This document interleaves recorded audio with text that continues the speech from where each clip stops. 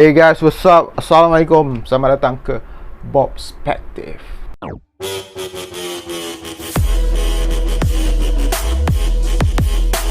Okay guys, hari ni saya nak buat reaction sebuah filem daripada Indonesia.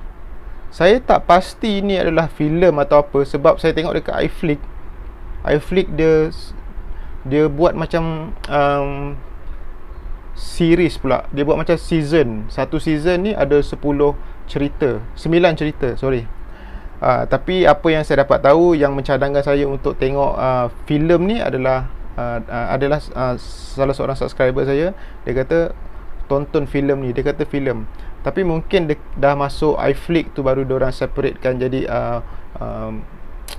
tontonan tu kita boleh tengok, kita boleh pilih per episod. Mungkin dalam filem, kalau kita tengok filem dekat sinema, mungkin dia satu filem yang panjang. Sebab dia adalah short filem yang ada 9 cerita di dalamnya, di dalam filem ni. So saya tak sure dekat Indonesia masa dia keluar wayang, dia keluar sinema, bioskop macam mana. Alright, sebuah filem, bukan sebuah filem, 9 buah filem pendek yang bergenrekan seram, yang bertajuk Malapetaka. Malapetaka ni adalah tajuk salah satu daripada short film yang ada ni. Tapi tajuk tu dipilih untuk jadi tajuk utama lah. So antara filem yang ada tajuknya, judulnya Bilik Nombor 4, yang kedua Reflection, yang ketiga I Wish, yang keempat Mirror Mirror on the Wall, yang kelima The Box, keenam Unknown Caller, ketujuh Malapetaka, ke-8 atau The-8 Dayu Datu, dan yang akhir sekali Invitation. Dan Malapetaka. So kalau dekat Malaysia kita sebut Malapetaka, dekat sana Malapetaka. So rasanya maksudnya sama lah kot. Alright, saya cerita secara kasar lah keseluruhannya. Saya tak boleh nak rungkaikan satu-satu, so agak panjang nanti. So overall ceritanya ada beberapa filem, ada beberapa judul yang saya betul-betul suka antara semua ni.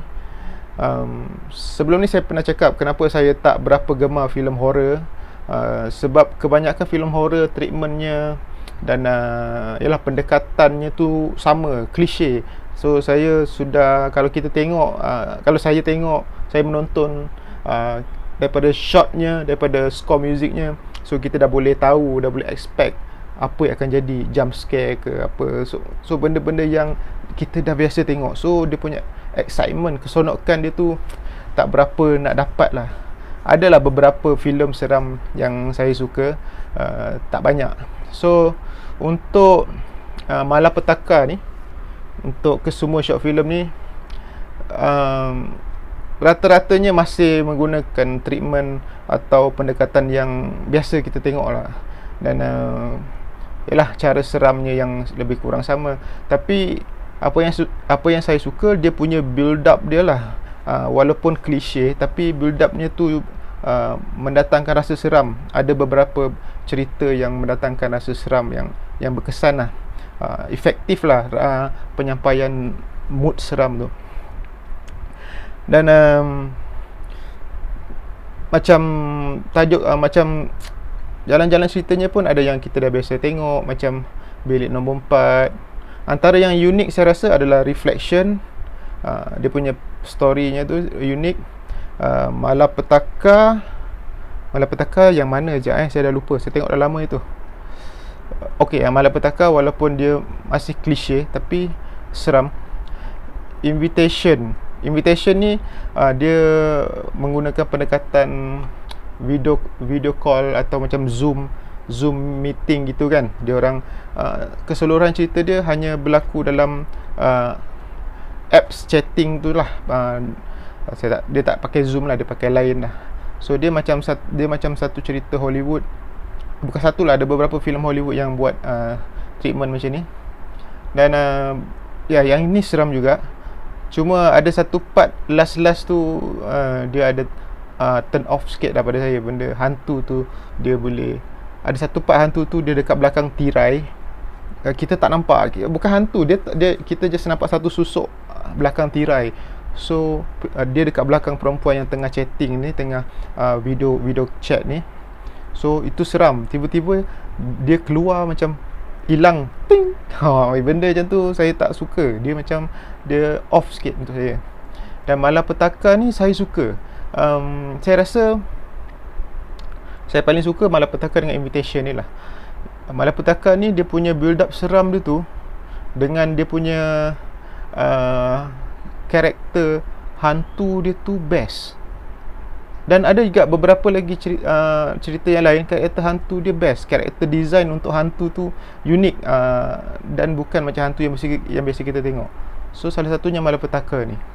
Lepas tu dia ada satu, dia menggunakan, dia kisah dalam office, dan dia menyampaikan rasa seram tu. Dia menggunakan CCTV punya view. So itu touch yang saya rasa best lah. Ending dia pun best. Ending dia pun pada saya memuaskan hati lah, yang untuk malapetaka. Invitation tu dia punya build up okay, cuma ending dia tu ada sikit off. Macam yang lain, Reflection pun unik cerita dia. Dia berkisahkan tentang berlaku dalam restoran. Dia punya timeline pun pendek je, dekat situ je ceritanya. Tapi dia punya penceritaan dia antara yang unik lah dalam kesemua ni. So yang Mirror on the Wall ni, saya suka lakonan seorang anak kecil dalam filem tu. Muka dia creepy. Muka dia memang angka lah kan. Unknown caller yang macam mana saya dah lupa lah. Unknown caller. Oh okay. Dia dapat ini seram. Yang ni seram juga. Dia dapat satu SMS, satu teks yang bagi nombor. Dia suruh ada dua orang budak perempuan ni. Dapat satu teks lah. Teks tu kata, call nombor ni, anda akan dengar suara budak, anak kecil jawab. Macam tu lah. So dia call mula-mula, tapi tak ada dapat jawapan. Lepas tu diorang tidur, phone rumah pula berbunyi. Bila dia orang angkat, suara budak yang suara budak yang diorang dengar. So seram jugalah yang ni. Okay, itu saja. That's about it. Terima kasih kerana menonton. Jangan lupa subscribe pada yang baru sampai ke masuk ke channel saya, Perspektif.